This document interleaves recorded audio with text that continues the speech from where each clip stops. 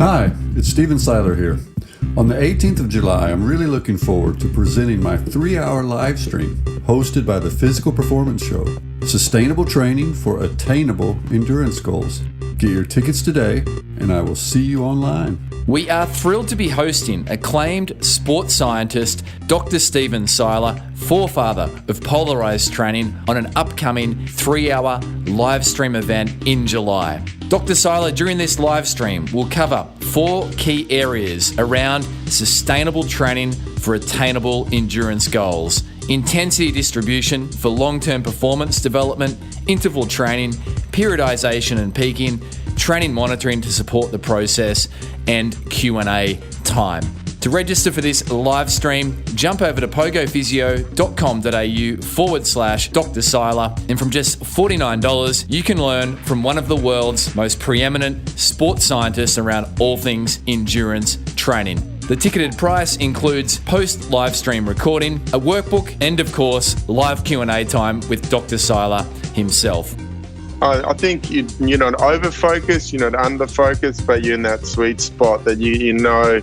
I think it's when you bring that physical peak and emotional peak to that same sort of level. That's the voice of this week's featured performer, none other than Australian swimming superstar Michael Klim. And the winner is...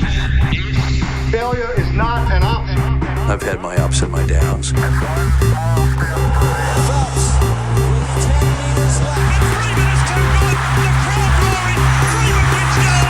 I think it's an absolutely breakthrough experience. Welcome to the Physical Performance Show, the show designed to inspire the pursuit of your physical best performance. I'm your host, Brad Beer. Listen in as we delve into how the world's top physical performers achieve their success, as well as the highs, the lows, and the journey of getting there. Let's get ready, set, let's go. Hi, I'm Michael Klim. I'm a former Olympian, 6-time medalist, 2 times gold, and you're listening to the Physical Performance Show. Welcome to the Physical Performance Show, brought to you by Pogo Physio's online telehealth consultations. I'm Brad Beer, sports physiotherapist and exercise scientist by trade and training, and founder of Pogo Physio. Each week, we'll bring you the latest and greatest information and inspiration designed to help you perform at your physical best. We do this across a range of different episodes: expert editions, interest editions, coaches' corners, and featured performers. And on today's episode, you are in for a treat. Get set for Michael Klim's career highs, lows, and learnings. By way of bio, there is very little that Michael Klim did not accomplish through his swimming career. Michael, a triple Australian Olympian, became a 6 times Olympic medalist, securing the gold medals alongside Australian swimming teammates in the 4x200 and 4x100m freestyle events at the Sydney 2000 Olympic Games. Michael also secured 2 silver medals in addition to the 2 golds at the Sydney 2000 Olympics, a further silver in the 4x200m freestyle relay in Athens, and prior to Sydney at the Atlanta 1996 Olympics, Michael and his teammates picked up the bronze medal in the 4x100m medley relay. In addition to all this Olympic success, Michael set world records, 100-metre butterfly, 100-metre freestyle, was named the Male Swimmer of the Year by Swimming World magazine in 1997, and more recently, as you'll hear Michael allude to, was named the greatest relay swimmer of all time. And on today's episode, you'll hear Michael share around the importance of innovating his stroke with the famous windmill swimming action that he became so renowned for. Michael shares the 3 R's that underpinned his approach to his swimming, pillars of wisdom gleaned from his years of success in the pool that apply to life, the importance of clarity of mind for racing and training, a love affair with bananas and muffins. Of course, Michael will survive the physical performance round and issue a physical challenge of the week. And it all starts with Michael encouraging us around how to deal with uncertainty and persevere through difficult times. Here is my conversation with Michael Klim.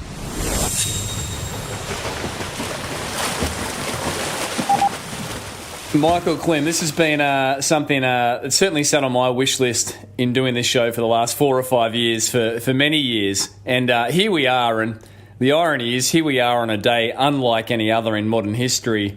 You're in Bali, I'm on the Gold Coast. We're worlds apart in geography, but we're worlds together in terms of what's going on. So, Michael Klim, welcome to the Physical Performance Show. Thank you for having me, Brad. It's been a long time coming. I must say I haven't been always accommodating, but I'm very glad that we get the chance to chat and at these, as you said, interesting times indeed. And I mean, you've learned a lot through your career. We theme this show the highs, the lows, and the learn-ins. I mean, you've been through all of those many times over. You know, in this moment of uncertainty for the world, really, you know, what would be, say, Michael Klim's top 3 tips on how to deal with uncertainty and how to persevere in difficult times? I think sport gave me a little bit of insight into this sort of kind of realm, when probably not on this scale, but I think adaptation is a really important quality to try and master at this point in time, and we're all adapting to our life. Our lifestyles are being adapted to different circumstances, different routines, and so I think being adaptable to these sort of changes, which are out of our control. So basically, I think in sport you would very much agree, I'm sure, that we as athletes, we try and control the things we can control. If we can control our performance, and we can control our training, we can control our recovery, we can control our nutrition, we can control our hygiene, our sleep, our hydration. So I think if you adopt that kind of psyche into this kind of scenario, where let's just focus on the things you can control as a human being. So, I think, respecting ourselves and the welfare of others is key, and doing all the things that, we're recommended to do, from washing and hygiene and, all those sort of things that we've been told to do, and isolating ourselves and respecting that. So I think adapting is one. And also being, I think, the non-panic, because I think that, I think it's for a perfect example. I panicked my first ever Olympic Games when I got to 96 and I missed the bus for my event, for my main event on the first day, and I missed the bus, and, pardon the pun, but the wheels fell off, and I missed the final. So as soon as you start panicking, I think we are getting enough information and with time to process that so that we can make rational and educated decisions. And I think hopefully so I think adapting and staying calm is really important. Yeah, that's powerful. And spoken from, yourself, who has certainly weathered a few challenges over the years, not just in the pool, but also, in launching out into your fantastic business, which, obviously, you focus there on milk, the terrific range, but then also the World Swim Series. So I imagine you've had to make a few changes in recent days around some of the dates with that. Yeah, so actually, Brad, we actually made an announcement this morning that we had the Cooley Classic, which is taking place at the end of April, and also the first inaugural Swim the Gold Coast Marathon, which was taking place on the 30th of May. Both of those events have now been postponed to September. We obviously, we, like everyone else, we want to make the decisions based on what's the best for the community, and obviously for the athletes that they spend a lot of time and money devoting themselves to participate in our events. So give them the rights to prepare and enjoy the process, rather than just rocking up on the day and swimming it because they've paid the entry fee. But it's obviously the health aspect is the number one priority, but we also want the whole experience to be enjoyable as well. And the marathon, what was the distance of the marathon, the touted marathon event there, Michael? So it's from the rocks at Kira all the way to Surfers Paradise, where I think we measured it out at 21 Ks, but pretty much I can guarantee that no one swims the course in the perfect line. So you'll be upwards of up around 23K, I reckon. And the big question is, were you going to swim that? I was swimming it in a team. I had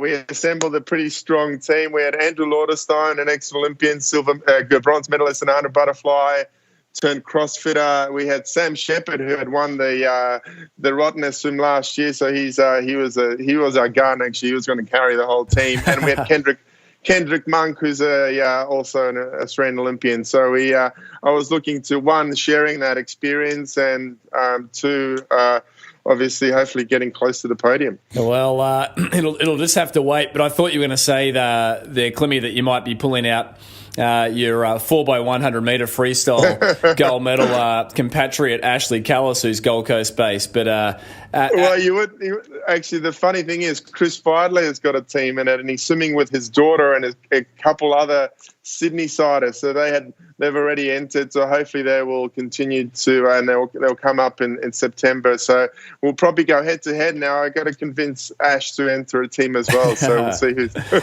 then we just need Thorpe in another team, and it'll be all on. Exactly. But I mean, exactly. I grew up in the 90s doing junior triathlon, and it was such a rich and fertile time in Australian sport leading into the Sydney Olympic Games, and just preparing for today, I went back, watched that relay win. Obviously, it really cemented you as a Australian sporting superstar, one that you've, a memory that you've spoken about many times. But the bit that you can easily forget is that Australia had not won that 4x100m freestyle relay event since I think it was 1936. It had been, is that right?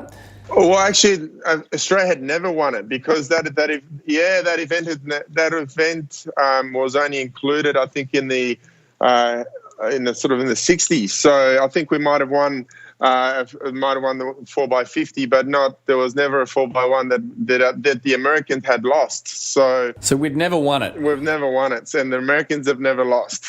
And Gary Hall was going to smash you guys like guitars, and then obviously you got the better up on that. But that lead-off swim was absolutely astronomical. You broke the world record by 1 second, 48.01.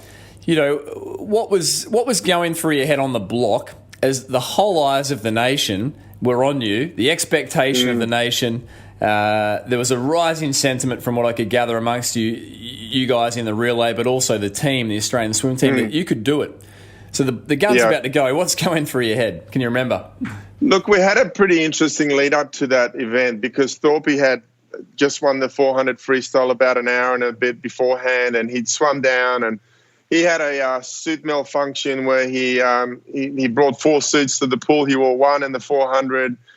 He was putting on the second suit. That one broke, so he's on to his second last suit, and he was running late. He wasn't in the marshalling area with about 10 minutes to go. He was putting on his second last suit, and that one tore as well. And so he was on to his last suit that he brought to the pool. Remember, he wore the big black Adidas suits back then, and so he basically, I wasn't there. We were trying to keep calm. It's a very intense room, as you can imagine. There's obviously 8 teams of 4 men that are about to burst out of their skin. And unfortunately, there was only 3 Aussies there. So we went complete. And but we kind of had a sense of calmness with that at the same time. Chris Feidler was actually very cool and level-headed. And we had Jan Talbot, who's Don Talbot's wife, on the manager, just saying, look, Thorpe's onto his last suit. We've got a bunch of support team trying to help him get the suit on. And actually, if you look at the telecast, we march out, and because Thorpe was last, they've actually called us on behind the blocks without Thorpe. So he's come out on the pool deck with just a towel around his neck, and he was sweating profusely. He sat down behind the blocks as if it was the lead-off swimmer, but he just needed a break. He was just spent, that stress of trying to get that suit and not tearing it. The rest was kind of history. For me, I was probably in the prime of my career in terms of times. I swam really well in the warm-up that morning, and the guys rested me that afternoon. And we all kind of had a pretty clear strategy. We knew that the Americans, they don't like coming from behind. They've dominated this event since inception. They've led every single change. So, the only way that we could either rattle them, or even get close to them is to put them off their game and, make them swim over a wave, So in the 4x1 freestyle, it's the fastest event. So there's a little bit of a bow wave at the back, and to swim over that, you got to spend a little bit of extra energy. So the Americans were turning first at the 50-meter end every time after my split, but they were sort of fading towards the back of every leg. And,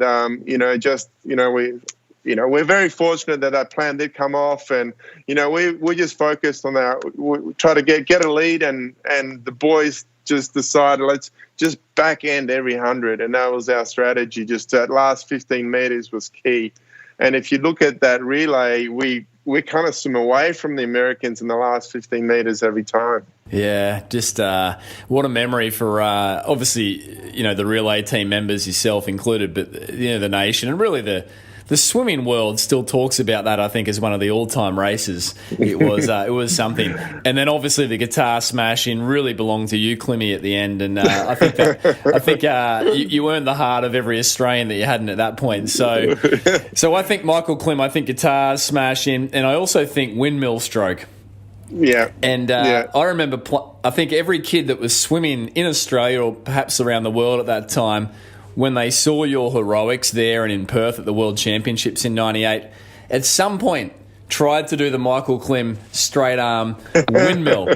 Now, I heard you recently sharing with Rich Roll on this, on the Rich Roll Show or podcast, around the origins of the windmill. So if you wouldn't mind repeating the story, how did that come about? So after the time I missed the bus in Atlanta at the Olympic Games, and I was very fortunate that I'd moved to Canberra and I got to train with Alexander Popov, the greatest sprinter of all time, and he had that classical, economical, high elbow style, and very high elbows both above and below the water. So initially, obviously, I wanted to swim like the fastest man on the planet. So, I had that technique and tried to emulate him. But, I realized that, at times it faltered a little bit, and I was kind of obviously a different body shape to Alex. He was 6'8", I'm 6'3".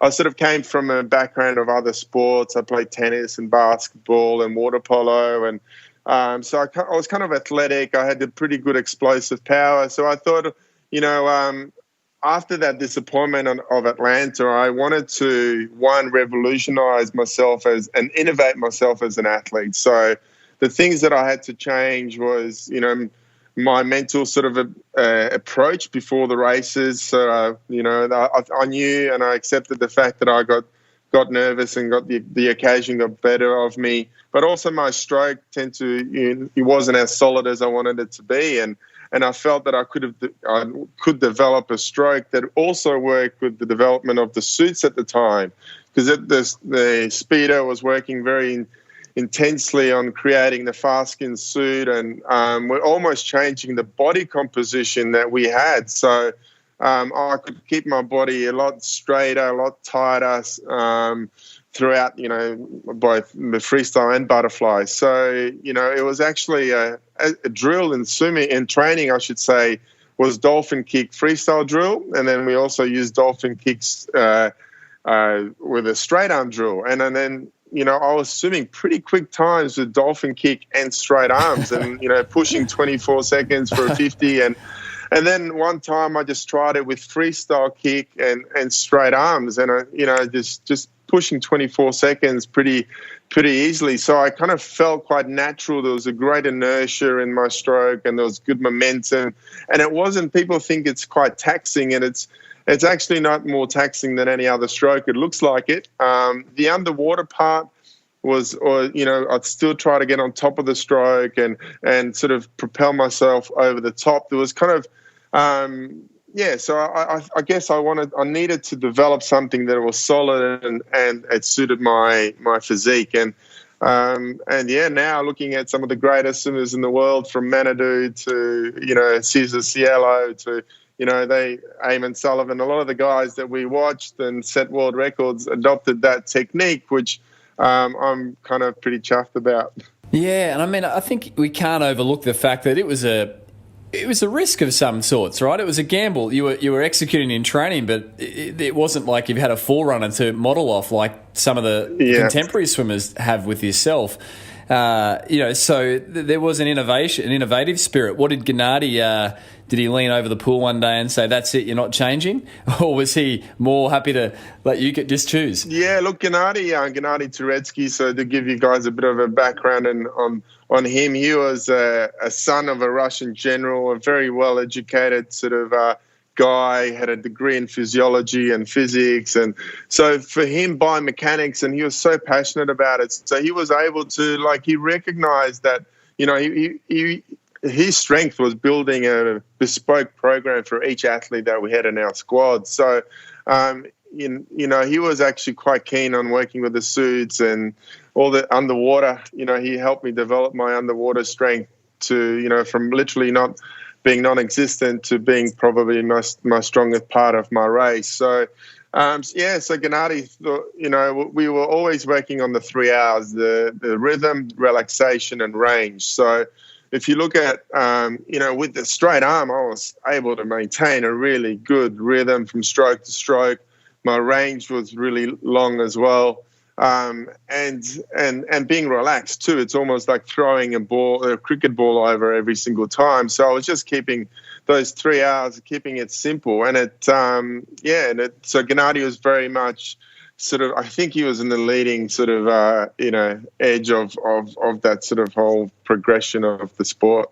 So I like that, the 3 hours, rhythm, relax and range. Beautiful. Yeah. Your background, obviously Eastern European, Polish born. Do you think that planted any level of hardness or resilience or focus in you, your early days before you obviously landed in Australia? Yeah, it's such a good question because from a very early age, I remember I was always a swimmer. I was always labelled a swimmer. I learned to swim probably at the age of 2 or 3. We lived in India. My dad was working for the Polish consulate, and he used to drop us off at this country club and pick us up a few hours later. And so for me, and then we were very transient as a family. So as a kid, we moved probably 3 or 4 different countries within 5 years. And as a kid, you sort of want something that is constant, something that you're recognized for and something you're good at, right? And constantly, even while languages were changing, my circles of friends were changing, I always felt comfortable going to a swimming pool and kind of jumping in the pool and joining a squad. And that was my kind of probably a comfort zone, or a comfortable place. So when I arrived in Australia at the age of 11, I went down to the old State Swimming Centre, which doesn't exist. It's Federation Square now, but there was a squad there, Melbourne Vic Centre, and my coach, Gene Jackson, he basically, I think, I don't know if I had a hardness, but I sort of had this drive that I wanted to, I sort of enjoyed it. It was, from a very early age, it wasn't a sacrifice. It wasn't a chore. I used to basically wake up my parents to drive me to training rather than the other way around. So, and if they didn't want to, I'd catch the bus. So, and as soon as I could, I'd get, other friends to pick me up on the way. And so for me, swimming became, probably the number one thing in my life very early on. I moved out of home at the age of 16 and moved up the road to Canberra. And so, it's sort of, I guess you tend to gravitate to things that you're comfortable in and recognized for. And, at school, I was always, there's Michael, the swimming guy, and even at Wesley College, I was always, that's Michael, the swimming guy, So I think it was something that was part of my identity from a very early age, I should say. I think it's such a, key insight there is that we all do, don't we, gravitate to those things that we get a bit of recognition for or, that we naturally find fits our strengths. I mean, it's very evident that post-swimming, even with your comeback there that, when you return to the pool for Olympic trials for London, you seem to have been an athlete that's hit your stride really well. with milk and your other endeavours. Was that a thought? When did that thought occur to you that, pursuing a skincare range would be something that, could be a Mark II for your career? Look, I didn't know that it was going to be a skincare range. I knew that I had to prepare for life after sport. I think, we as athletes tend to, not always plan for that transition. And I was very fortunate that I had a great support network, and I had, my parents, my dad especially. It wasn't very much he was in the international trade sort of business. So he was kind of entrepreneurial, and he, thought about my career after sport had finished. And it was a coincidence really that it ended up being skincare. But prior to that, we opened a swim school called Klim Swim. We expanded those to up to half a dozen at one point. Doing obviously a lot of different retreats and lifestyle optimization retreats, and which I continue to do now. But it was sort of, the skincare thing was just a bit of an accident. I was approached by a couple of skincare companies to be their ambassador, and I thought, maybe there's something in that. I should look into it. Obviously, at the time, I've always shaved my head probably since '96, so a lot of exposed skin. Maybe there's, if I look into, there was at that time the men's skincare market was growing quite extensively. So I sort of pun the pun, but took the plunge and created a very small range of 3 products, and I presented it to Maya in 2007. And actually, the week of the Beijing Olympics, I launched my 3 SKUs exclusively with Maya. So I was.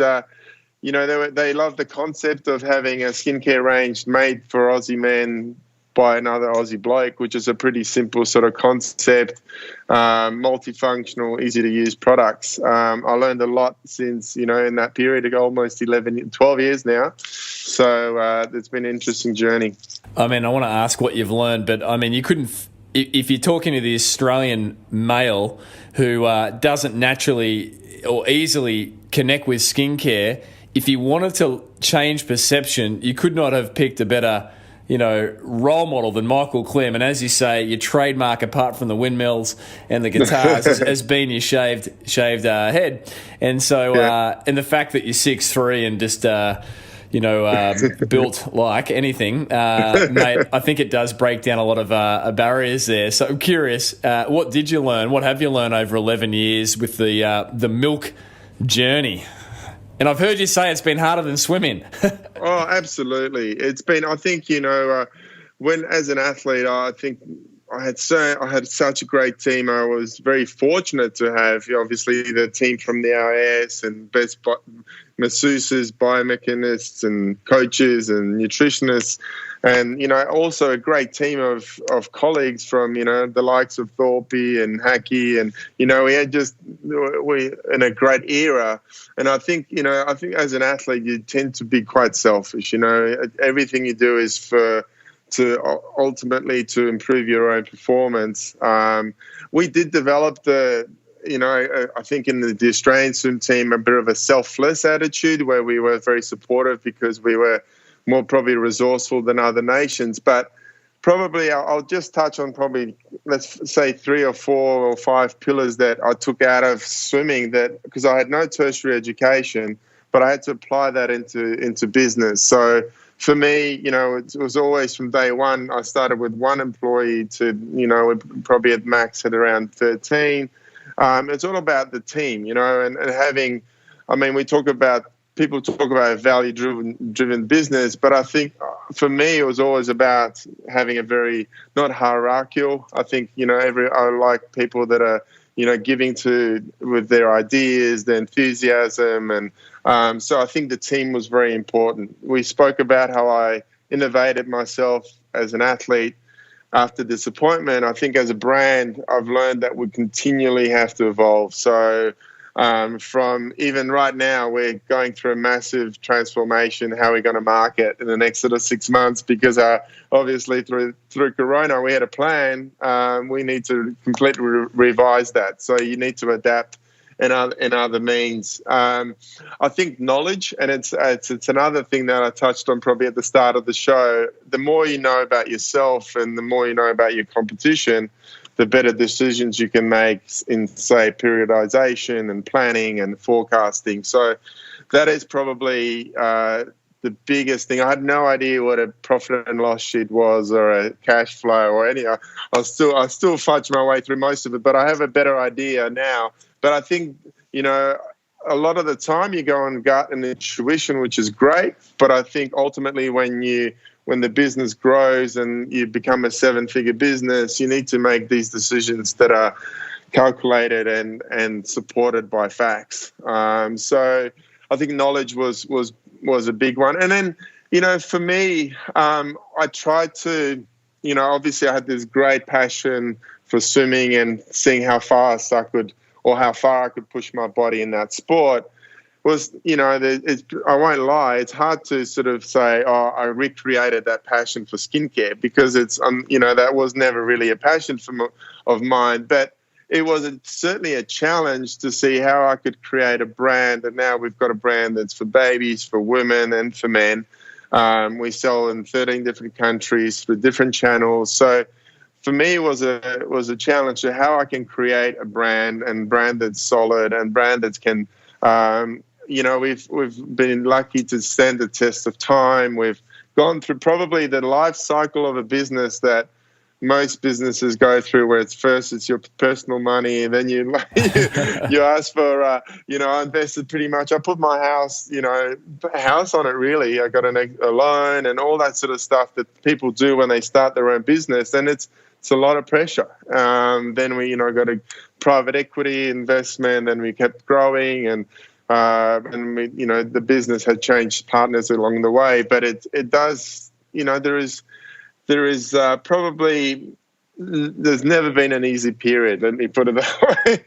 So there's always challenges. Well, I've been under physio practice for 14 years, and I certainly am comforted to hear from yourself, someone that seems to take any endeavour you lay your hand to the highest degree of performance, that it's never been comfortable, because that's been my journey too. And I had to laugh when you said about the P&L. My first P&L, Michael, was at the end of the tax year. I was 26 and I'd been working, the 60, 70 hour weeks, and I sat with the accountant and he said, you made a 30 grand loss. And I remember thinking, well, that doesn't sound good. And that seemed like a lot of work for nothing. Maybe I should go back to my casual job at Kmart. So we learn and grow. And as you say, the knowledge is so key along the way.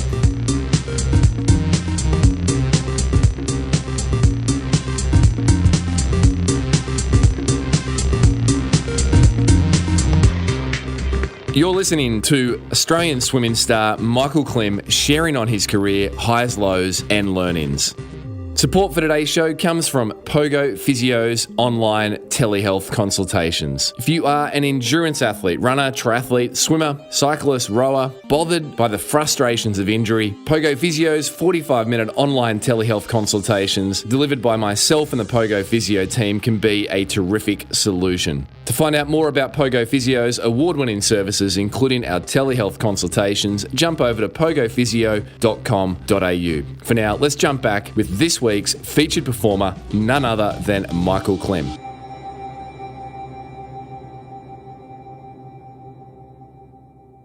Michael, we always talk about highs, lows and learnings on the show.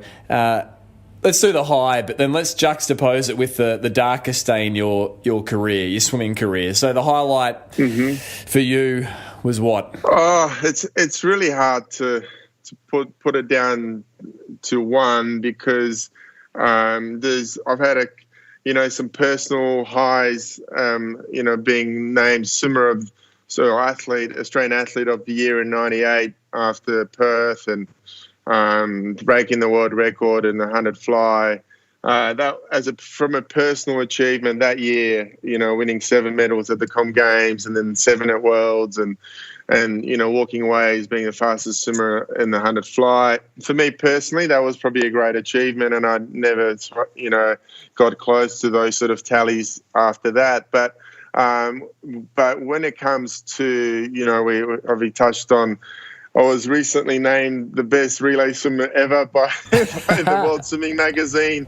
And there was something about swimming for Australia that I don't know what, but it brought out the best in me. And, obviously the 4x1 freestyle relay, the 4x2 freestyle relay in Sydney, and another one, even I broke my ankle 6 weeks out of the World Championships in 2001, and Don Talbot let me stay home a little bit longer and joined the team late, and I had bone fragments all through my foot, but I wanted to be in that 4x1, and I wanted to be in that 4x2, and the events that we'd won the year before, and I had to put up time trials and all that sort of stuff, and got myself on the team and managed to, in the 4x2, I split faster than what I did in Sydney, so with a broken leg. So and it was something that so for me I got a great buzz from swimming for Australia.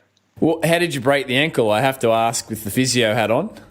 I was playing basketball, and it's true. White man can't jump very well, so I was attempting the dunk, and the ring took me off balance and got my foot caught underneath my body, and the talus snapped completely. And I'm actually right now, as we speak, I'm in a moon boot because after whatever it is, 19 years, I had my ankle fused because it gave me so much trouble for years and years. So, wow, I'm still recovering from that one bad leap.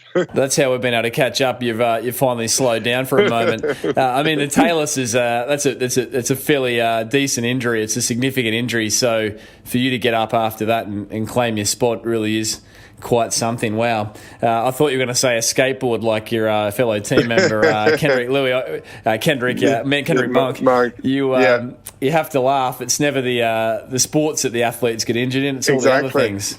Exactly right. Which, now I can occasionally get a sore shoulder from doing, a couple extra laps with the paddles, and I lay off them and do my prehab and rehab, whatever, and I can get myself to a pretty, obviously not swimming the miles we used to, but it's the things that we do outside of the pool that causes grief. I've got to ask though, what does this, apart from right now sitting in a moon boot, but you're still clocking up a few kilometres, obviously. Back in the day with Gennady Turetsky, you were, I think, 80, 90 kilometre, 100 kilometre weeks at times. So big volume. At times, yeah. That psychology of training's probably changed now. Those guys are doing a lot less and probably more quality specific to their racing. Gennady had a different strategy, but now I try and move as much as I can. So I don't really have a program as such. Occasionally, probably my vanity drives me. Occasionally, when there's a photo shoot coming up, I'll probably train a little bit harder. But I still gravitate to the pool and to the water. This morning, obviously, there's been a lot of changes. The pools have been shut here in Bali, so I did a 45-minute ocean swim. For those of you that have been to Bali, I started in Brawa, I swam to Echo Beach and came back. So I try and swim 2 or 3 times a week, and for me that is my meditation and to this point. Even though I could probably take my iWatch, which I don't really have one anyway, but it's the place where I sort of feel I can still clean my head and just be in kind of my happy place, so to speak. But I also like the intensity of lifting weights, and I still do that probably twice a week as well. From hypertrophy to, I'm not really max strength to power because of the risk of injury. So I focus more on tempo and reps, really. So, you can lift a slightly lighter weight, but if you focus on the slower tempo, you put the same stress through the muscle without the stress on the joints. So I've had back surgeries and ankle and shoulder. So for me, it's more about sustainability, which is really key.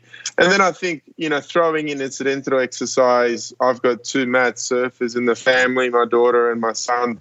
So paddling out with them gives me a lot of pleasure. And even if I don't catch any waves, that's sort of it's a great thing to do. I used to play tennis with my son. I haven't done that, obviously, for a while since the fusion, but I think, so moving as much as possible or moving daily is key. And, there's some great tips there. And it's one thing that I really respect about you post-swimming is, you haven't gone to the paddock and just let loose. You've always continued to stay physically in shape, which I think is a great example of the value it is to you, because ultimately we make these decisions out of the value it is, right? Yeah, and look, for me, it's a physical exercise that impacts my mental state. It's if I and I can tell sometimes, and I'll do that. I'll go for exercise in the middle of the day for a purpose, because it will break up my day. I'll come back much more clear-headed, and I can be more productive, and I can find myself, even with kids, I think it's more self-care for me to be a better parent, a better business owner, a better partner, etc. So there's all these areas of wellness we try and sort of look after, and for me, things that I can control is obviously physical exercise, my nutrition, my sleep, and hydration. Everyone else is different, from, say, spirituality to, environmental wellness, whatever. But I think, we just try and do the things we can to our best of our ability in those different areas. Powerful. Michael, how do you make peace with getting slower? Whether it's a recreational athlete, a recreationally competitive athlete, a former world record holder, champion, Olympic gold medalist. What are your tips to people out there about how to make peace with getting slower? Former Australian Olympic team member, not on the swim team, but Steve Monaghetti. Yeah. He quipped that he's on the world's longest PW streak, personal worst. Right. Yeah, that's it. Look, for me, I've had to. It took me a while to change that mentality, because I thought I could still, I can still produce a good output, but the times weren't great, So, and it comes, obviously, we were swimming 9-10 times a week, and it's like anything with a professional golfer that swings the golf club 1,000 times a day. We were doing 3,000 strokes per session. So it's, we had that efficiency. So that's the first thing that goes. It's like your stroke count drops, or, the travel per stroke. And so that was the hardest thing. So you don't, when you sort of, the thing that I missed, which I, occasionally still get, it's when you just jump in the pool and it just feels so great and so easy, and Gennady had a test that, like, when we used to get ready for races and you could jump in and float like a 105 just in the first 100 or 110 without, like, just, without any effort. He's like, that's that easy kind of just floating speed. So I certainly don't have that anymore. But how I cope with that, I think I just, like I said before, I think for me, swimming now has a different purpose. So I feel better mentally, and there's this, I think people say you never regret a swim. So that's how I approach it. You can't afford not to, right? With everything you have that's expected of you in your world. Juxtapose, I took you on a side tangent there, but juxtapose the high that you spoke about. What's the darkest day in your swimming career before we throw into a performance round? Look, there's been a few, I guess, moments in my career that had changed decisions and probably the course of my career. I would say the darkest, I'm lucky that probably I had one of my toughest lessons early on. I probably was exposed for my weaknesses early in my career, and I was able to rectify that. And that was, as I said, in Atlanta, arriving ranked number one in the world, winning the trials and beating Daniel Kowalski, and to get my spot and coming ranked number one in the world. And I thought it was going to be pretty smooth sailing, to be honest. I had a pretty good preparation, but I was very naive. I had no probably understanding of the level of pressure and the size of the Olympics and what, we'd race in that pool the year before the Pan Pacific Games, but, even rocking up a year later, it was just a completely different scenario. So, from a performance point of view, that was probably the darkest, because I felt that it was, as an athlete, you have opportunities, and sometimes doors shut and you don't know when they're going to reopen. I was lucky enough to get on, obviously have some success down the track. But I've got a pretty vivid memory of crying on my mum's shoulder after that. Actually, it was after the B final, even, after the day was done. So that was a transforming day in my career. What were Mama's words to you at that point? Or there were none?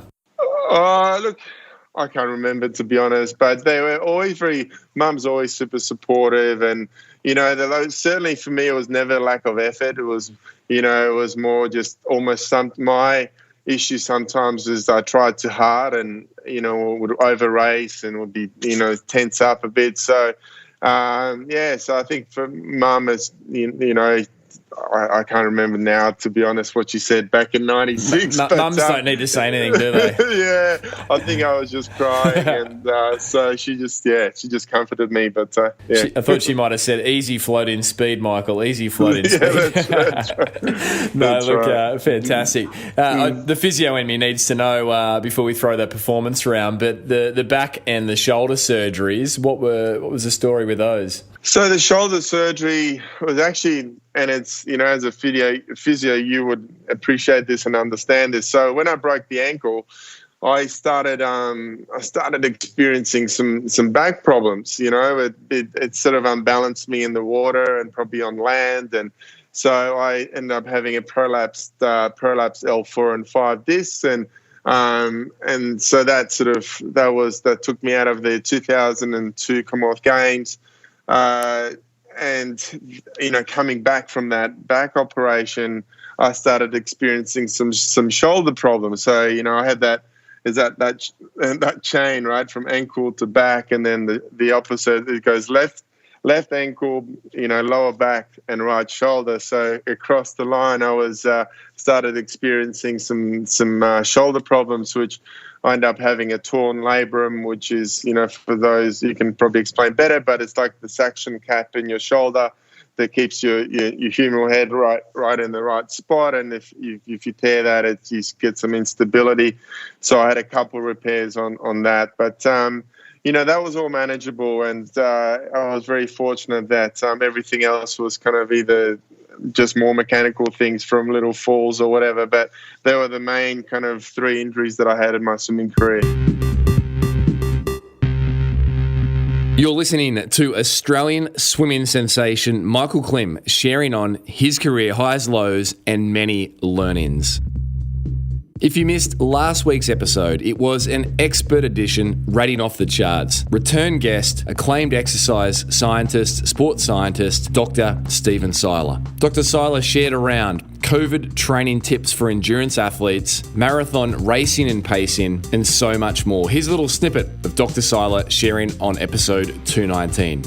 But what we have seen in both in controlled studies, but also just lots of feedback over the years now, is that yes, when recreational age groupers training 6 hours a week, when they get control of their intensity distribution, when they quit chasing squirrels, they report back so often and say, you know what, this works. I run slower on some of the days than I ever have before, but I'm also running faster on some of the days than I ever have before, and I've set new PRs. If you missed Dr. Sylar's expert edition last week, jump over to wherever it is that you enjoy your podcast from, and whilst there, peruse the archives dating right back to episode 1, featuring Australian surf lifesaving champion Ali Day. For now, let's jump back in the water with this week's featured performer, none other than Michael Klim. All right, you ready for the performance round? Sure. Here we go. Rapid fire questions. Okay. Michael Klim. Okay. Training session most disliked? Breaststroke. So breaststroke kick. I really couldn't visualise you breaststroking, Klimmy. Freestyle and fly all the way. Straight arms. Training That's session it. Most loved? I used to love getting up on doing a time dry swim without a warm-up. So I used to call it gamble swim. So if I would nominate a time, if I hit the time, I didn't have to swim, didn't have to train. You just do a time trial, yeah? time trial dry without a warm up. And this is in the Gennady days? In the Gennady days. I broke 50 a few times, and, it's amazing what he can do when there's something at stake. And no warm-up, just a dry swim. Beautiful. No warm-up. Climmy, favourite pre-race meal? I was very much... I love my bananas and muffins. So, throughout I would hate to think how many bananas I've eaten throughout my swimming career. You sort of stick to the things that, you can digest well, and give you that, you don't repeat on you, certainly nothing too heavy. So bananas and muffins. What sort of muffins, though? There's many, there are big differences in the muffin world. Yeah, look, at that time, it'd probably still be a banana muffin as well. Banana muffin. Brilliant. Back in the training days, the era, bedtime and morning time, were you quite disciplined with that around Gennady's squad, or, probably early starts? Yeah, absolutely. I was always a very early riser, so for me, morning sessions were almost equally as good as my PM swim. So, I used to go to bed before 10 o'clock easily every day. Yeah, well.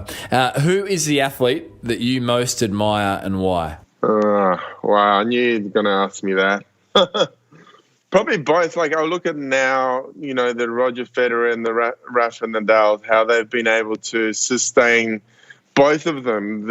And actually even more Rafa coming back from injury and he might succumb Roger's record. So seeing those guys where it's relentless, their schedules, like, we would compete at the highest level maybe, half a dozen times a year, but these guys are on court and they have to play at their best almost every time, otherwise they're going to get knocked off. So I came from a tennis family. I'm the black sheep that didn't play tennis. My sister was a professional tennis player, so I always had an affinity with tennis. So probably say Rafa at the moment. Yeah, Rafa. Climmy, was there a mantra that you would use when you were racing, or did it shift meet to meet? Look, for me, it was about having clarity of mind, because the more I thought about it, the worse I would swim. I after 96, I did 100 races or 150 races in one calendar year. So, like, every race was so automatic. I didn't think about it. So, I would have word cues like push-pull, for example, in butterfly to help me keep my rhythm, for example, but or control. So just real words that I would just help me in certain part of my races. But if anything, it was just letting it go, to be honest. Best recovery tip? Best recovery tip? Look, I'll never go past a good long massage. I love that. That was obviously, but we were, obviously the ice baths are very popular now, but we were jumping in those ice baths a good 20 and more years ago. So I think that to combine that with massage, you can come back the next day and perform at the highest level again. One word to describe your racing style, what would it be? I would just say just go for it. I just wouldn't basically, I just let things happen, because I think that if I would overthink it and over-strategize, every time I try to swim at a certain, basically swimming my own race, and my own race was just going pretty aggressively. I tried not to. If I held back, I would normally lose momentum. So swimming my own race, so going for it. Easy floating speed, that's what springs to mind. How would you describe being in the zone? When you're in the zone, can you give words to it? I think it's very much what, I heard when, Michael Jordan speaks about when he was shooting the basketball, and it's almost that things happening in slow motion. The basket looks double the size, and it's almost things, I think for me, as I mentioned before, I felt, when I broke the world record in 100 fly, or even before that Sydney swim, and there was a couple other occasions where I think the less thoughts you have through your mind, the clearer your head is on those blocks. I think that, and then you're still aware of everything that's happening around you, but you're not distracted. You've got to really sort of, I think a I think you're not over focused, you're not under focused, but you're in that sweet spot that you know. I think it's when you bring that physical peak and emotional peak to that same sort of level. When was the last time you were in that zone? a long time. Probably sometimes, psychologically you think you are, and then you take off the blocks and you're not. So a very long time ago, unfortunately. And final question out of the performance round here, the hardest training session you can ever recall, what was it? Look, we used to do 5K for time. So, wow. Try and see how far you can swim in an hour. And, obviously this is before the marathon swimmers, and I was a 100-meter swimmer. So that was a pretty tough thing we used to do. But, try and get to, 5.2, 5.3K in an hour. Basically we used to do a 400 at threshold, so heart rate at, let's say 160 or just under, and then do an MVO 100 after that. So like maybe doing a double O for 100, having a bit of rest and repeating that. I think that's 500 meters. I think the most we repeated that was 10 times. So a 5K set, where you're literally at the limit the whole time. And I'm sure you would have been happy to exchange that for a dry swim off time trial at the start. Absolutely. I got good. That's why I got good at them. Absolutely brilliant. You're out of the performance round. Well done. Klim, if you had to boil everything you've learned across your career, which is, there's been multiple chapters. We've only touched on a couple of them there here today. But what would be your number one piece of advice or your top tip to help listeners of the show perform at their own physical best, if you had to distill it all down to one? I think it's perseverance, because a lot of people, tend to perseverance, but also, because obviously there's only one Michael Phelps and Thorpe, and and even those guys had setbacks and had to overcome things and overcome injuries. So, and there is only such a small percentage of athletes that have impeccable records, and no one even probably has an impeccable record. So I think just coming back each single day, even if you have a bad session or a bad race or a bad swim or you have that injury. I remember when I had my second labral tear, and I was training for Athens, I think I had 13 months to get ready or something. And, for the first, obviously, as after surgery, you can't lift your shoulder, at all. I was doing all the pot stirring and all that sort of stuff. So,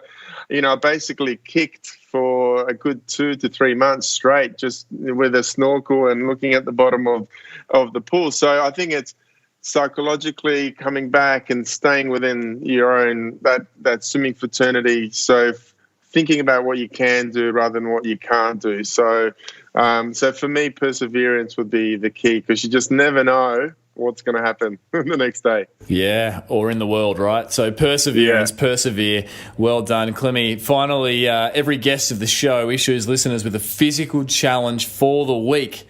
So, what are we going to get?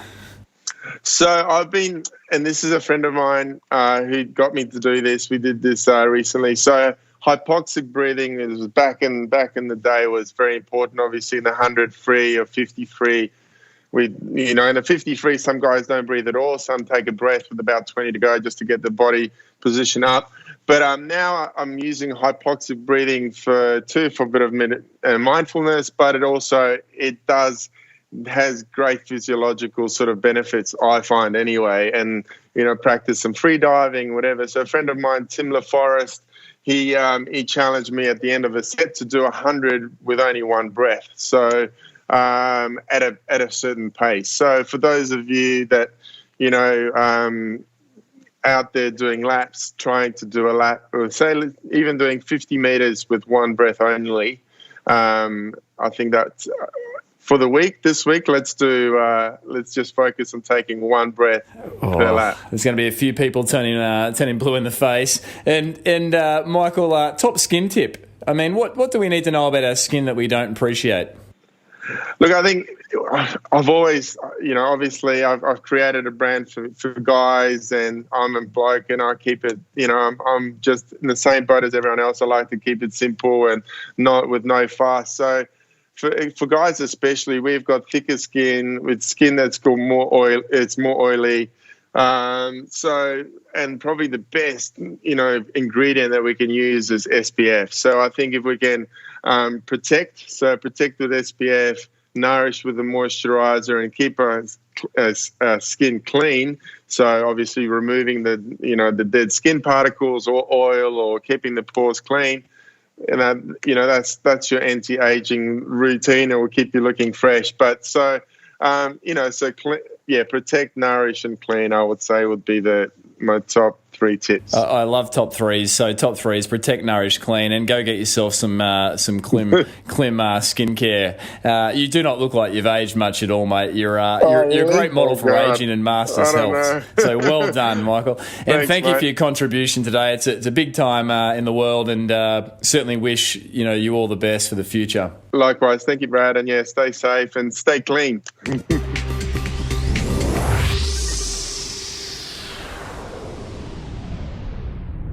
So there you have it, another episode of the Physical Performance Show, and I trust you enjoyed Michael Klim's share-ins today. If you did, then please reach out and let Michael know. You'll find Michael easily available over on Instagram at MichaelKlim1, the number 1, MichaelKlim1. Also, be sure to check out Michael's terrific skincare range, Milk & Co. You'll find Milk & Co. over on Instagram at Milk & Co. Please keep the podsies coming. They are always so much fun. That's simply a screenshot of the episode you are enjoying and tag it in the show at Physical Performance Show. You'll find myself over on Instagram at Brad_beer. A huge thanks to those leaving ratings and reviews over on iTunes, and also hitting subscribe. Subscribing is actually the best way to help the show grow, and it also ensures that each week as we go live, the episodes will land in your earbuds. A massive thanks to the 3 great folk who make this show possible each week: Daryl Misson, our audio engineer, Susan Wilkin, all things show administration, Matthew Olding on all things show graphic design.